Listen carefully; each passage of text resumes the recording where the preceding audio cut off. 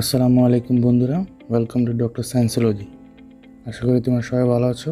আজকে আমাদের ভিডিওটি হচ্ছে exploring science 7th edition, chapter 1, lesson 7 AE। আজকে আমাদের চ্যাপ্টার 1-এর closing video. So without further do, let's start our lessons.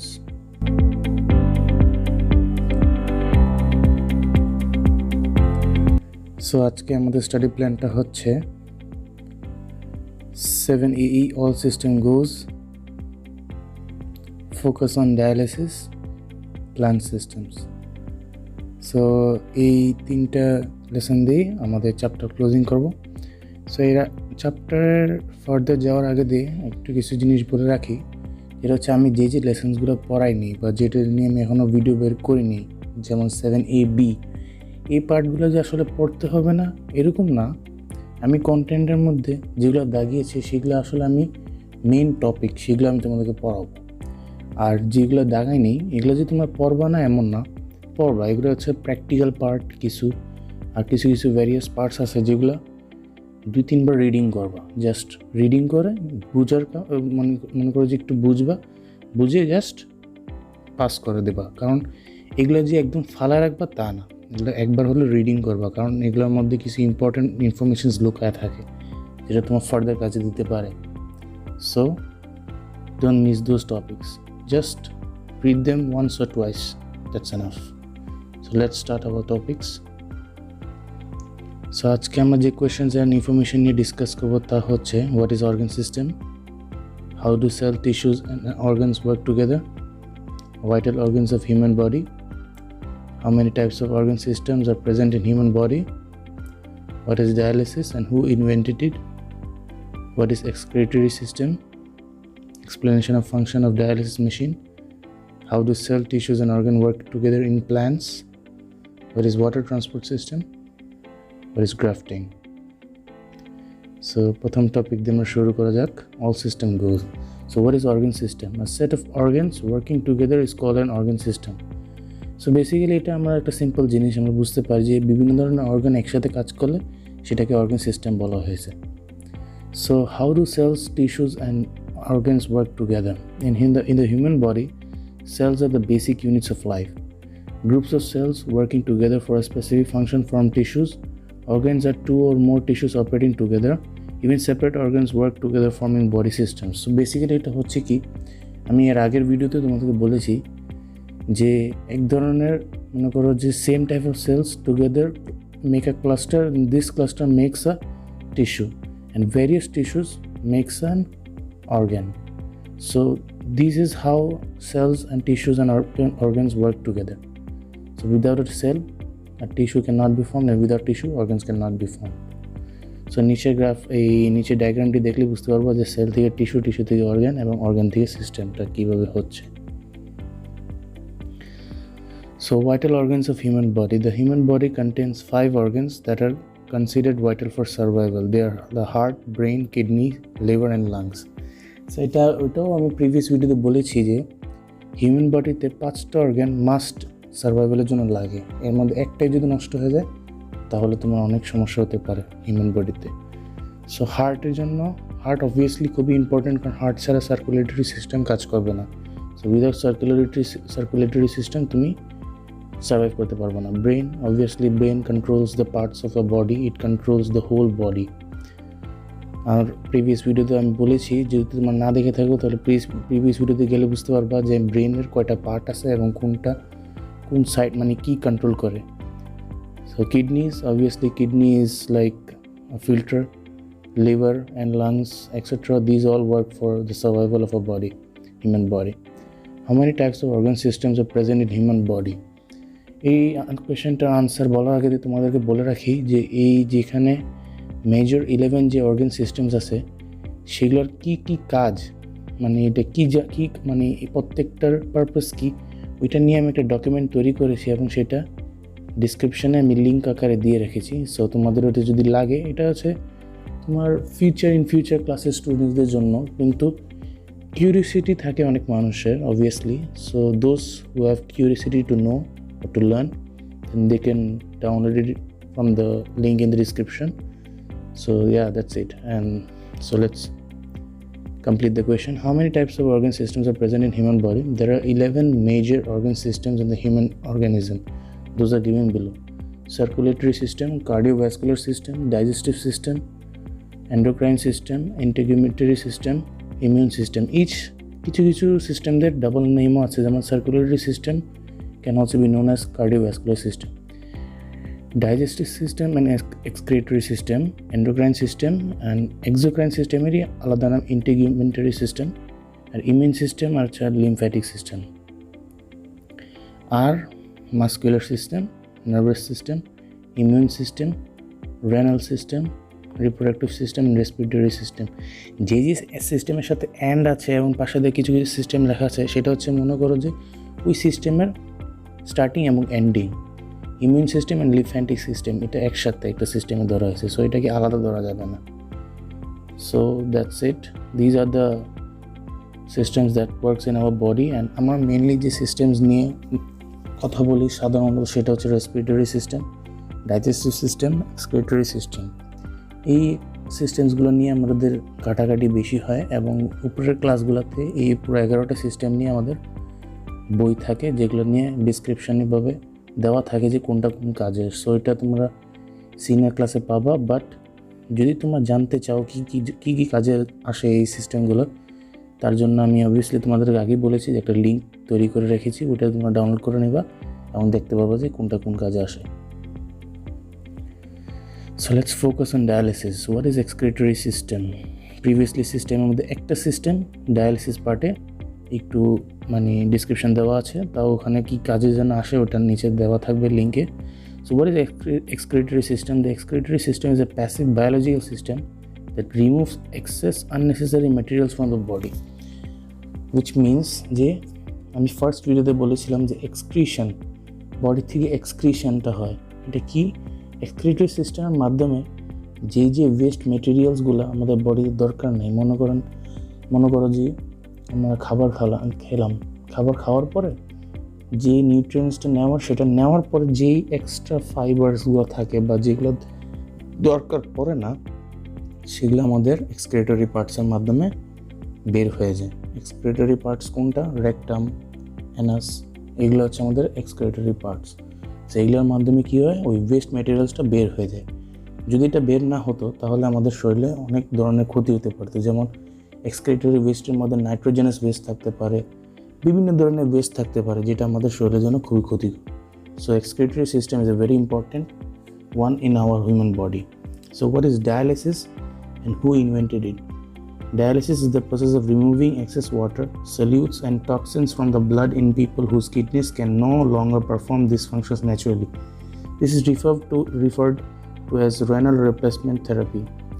So basically dialysis হচ্ছে এমন একটি প্রসেস যার মাধ্যমে যখন মানুষের কিডনি নষ্ট হয়ে যায় তখন কি হয়, কিডনির মেন কাজটা কি? যে ফিল্ট্রেশন অফ ব্লাড। যখন কিডনি নষ্ট হয়ে যায় তখন ব্লাড ফিল্টার হতে পারে না, এবং ব্লাড ফিল্টার না হতে পারলে মানুষ মারা যায়। ডায়ালিসিস হচ্ছে এমন একটা মেশিন, একটা প্রসেস, যে প্রসেস দ্বারা একটা মেশিন থাকে ডায়ালিসিসের, ওই মেশিনের মাধ্যমে রক্তটাকে নিয়ে মানে এক পাইপ, আমাদের দুইটা পাইপ ইউজ করা হয় ডায়ালিসিস মেশিনে। সো একটা পাইপ আমাদের হাত থেকে রক্ত নেবে, আরেকটা পাইপ আমাদের হাতে আর রক্ত দিবে। সো ওই যেখান থেকে রক্তটা নেয় ওটা নেওয়ার পর ডায়ালিসিস মেশিনে ঘুরে, ওখানে একটা লিকুইড থাকে, ওই লিকুইডটা কাজ করে, যেটা আমি সামনে কোয়েশ্চেনে আনসার করব। সো বেসিক্যালি কাজটা হচ্ছে কি, রক্তকে পিওর করা। Just that's the thing what dialysis process is. So dialysis machine was invented in the 1940s by William Kolff. Before that time, people whose kidneys had stopped working died quite quickly. এটা obviously যখন kidney কাজ না করে তখন তোমার blood filter হবে না, এবং ব্লাডে যখন ওয়েস্ট ম্যাটেরিয়ালস প্রচুর বেড়ে যাবে তখন অ্যাসিডিক একটা স্ট্রাকচার, মানে একটা পিএইচ বাড়বে, যেটা তোমার রক্তের জন্য, যেটা তোমার বডির জন্য ক্ষতি, যার জন্য কিডনি কাজ করা দরকার। এবং কিডনি যদি কাজ না করে তাহলে মানুষ বেশি দিন বাঁচতে পারে না। বেসিক্যালি মানুষের দুটো কিডনি থাকে, একটা কিডনি না থাকলেও মানুষ বাঁচতে পারে, বাট যদি দুটো কিডনি নষ্ট হয়ে যায় তখন ডায়ালিসিসটা ইউজ করতে হয়, এবং যদি তখন ডায়ালিসিস না করে তাহলে মানুষটা মারা যায়। So let's go to the next explanation of function of dialysis machine. This is the question যেটা প্রিভিয়াসলি আমি বলেছিলাম যে আমি আনসার করব। So the dialysis machine mixes and monitors the dialysate. Dialysate is the fluid that helps remove the unwanted waste products from your blood. It also helps get your electrolytes and minerals to their proper levels in your body. The machine also monitors the flow of your blood while it is outside of your body. You may hear an alarm go off or off from time to time. This is how the machine lets us know that something needs to be checked. So আমি তোমাদেরকে বলেছিলাম যে দুটা টিউবের মতো হাতে লাগিয়ে দিবে, একটা টিউব রক্তটাকে নিয়ে মেশিনে নিয়ে যাবে, ওখানে ডায়ালাইসিসটা কী করবে, ওই ওয়েস্ট প্রোডাক্টসকে রিমুভ করে দিবে এবং ওই রক্তটা পরে আরও ইলেকট্রোলাইটস এন্ড মিনারেলস প্রপার লেভেলে আনার পরে আরেকটা টিউবের মাধ্যমে শরীরে ঢুকবে। That's how dialysis works. So বেশিরভাগই ডায়ালিসিস না হলে এটা আমাদের বুঝতে হবে যে ডায়ালিসিসটা যদি না করা হয়, কিডনি যাদের নষ্ট তাদের যদি না করা হয় তাহলে তারা বেশি দিন বাঁচতে পারবে না। So this is the figure which shows the function of dialysis machine. তোমাদেরকে বলেছিলাম তোমরা এই ফিগারটা দেখলেই অবজার্ভ করলেই বুঝতে পারবে। You can observe the figure and understand the function of dialysis machine. So yeah, observe it carefully and try to understand what's happening. So the last topic is plant systems. How the cells, tissue and organ work together in plants. In plants, just as in animals, similar cells working together form a tissue. When different types of tissues work together to perform a unique function, they form an organ. Organs working together form an organ system. So basically প্রথমে যেটা বলেছিলাম যে মানুষের ক্ষেত্রে যা হয় same ক্ষেত্রে প্ল্যান্টের ক্ষেত্রেও সেম জিনিস। So there is no difference. What is water transport system? Water transport from roots to shoots. The structure of plant root stems and leaves facilitate the transport of water, nutrients and photosynthesis throughout the plant. Basically water transport সিস্টেমটা হচ্ছে কি, যে root থেকে পুরো গাছে ওয়াটারটা ছড়ায় দেওয়া। কীভাবে হয়? ওই যে আমি তোমাদেরকে প্রিভিয়াস লেসনে বলেছিলাম যে রুট হেয়ার সেল এবং জাইলাম টিস্যু, জাইলাম সেল এবং হচ্ছে রুট হেয়ার সেল, এরা রুট হেয়ার টিস্যু এবং জাইলাম টিস্যু ফ্লো মানে বানায়, তৈরি করে, প্রডিউস করে।